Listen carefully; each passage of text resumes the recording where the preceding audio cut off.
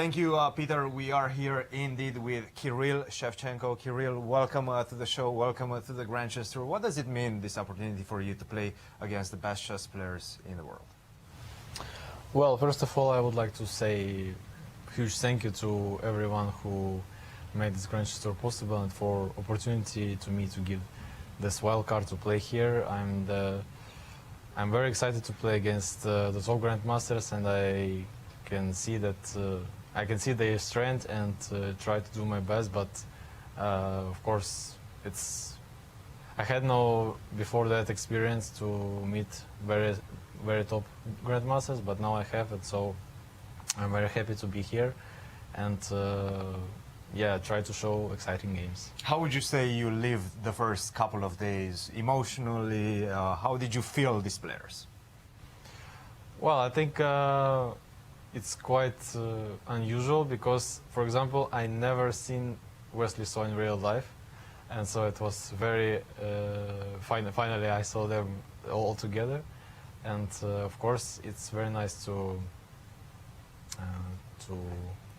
always analyze with them games, and I'm very happy that they are very kind to me, and we are discussing many different things, and I will try to do my best to get into Grandmaster next time. Yesterday we met at a restaurant, and you told me that in the first day you felt you played a bit too aggressive. Yes. How did you change your strategy going into the second day? Well, as you can see, against Anand I didn't do that, and actually after that lose I decided, okay, I will not play too straightforward, and somehow I have to be more calm. And but today, last game against Levon. Let's talk about that. Yeah. In fact, let's look at the last game against Levon. Take us through the critical points in the game. Well, he chose. I played Rui Lopez with knight c3. He chose the Keris variation with d6 and knight d7. It's quite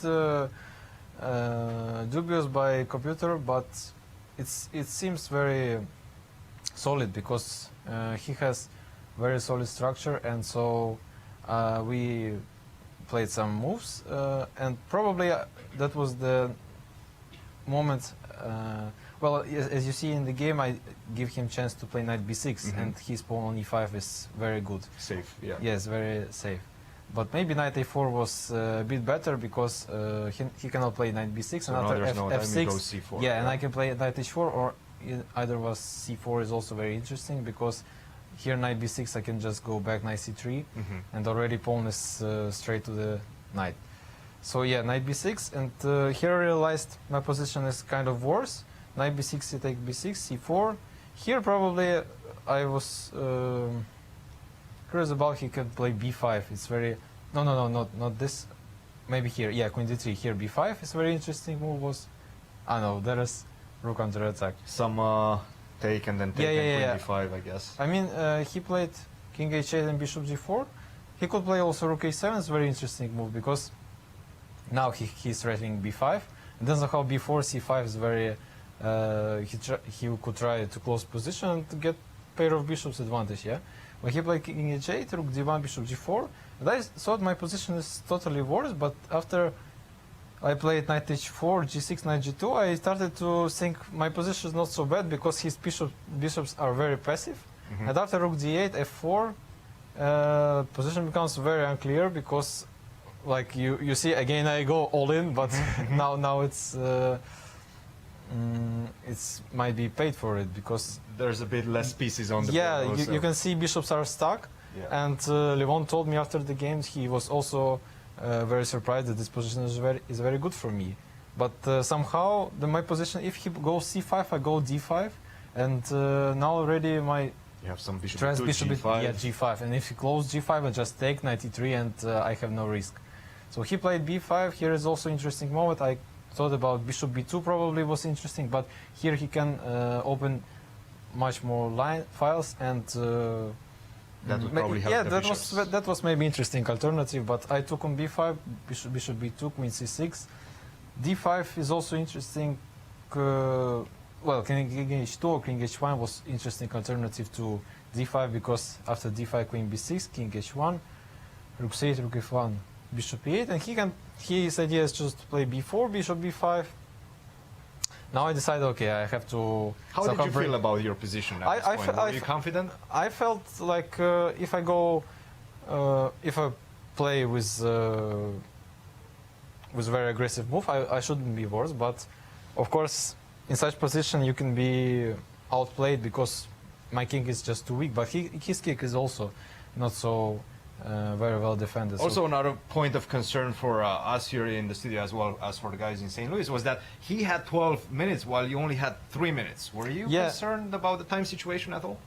Yeah, I wasn't very confident at this point to calculate some very long variations because I wasn't even sure that my position is better because, well, you can see bishop d7 is much stronger than knight of g2, and if he even this point, Levon told me I could play f5, but here I thought queen d8, f take g6, king h8, and this position looks very interesting because I have pawn up, but his g file is open, and rook c2 is coming, and probably rook g8 is coming. If I take on h7, he can play queen a7, or otherwise rook c2, and position is very complicated. That's why I decided to just take everything on e5, bishop h3, d6.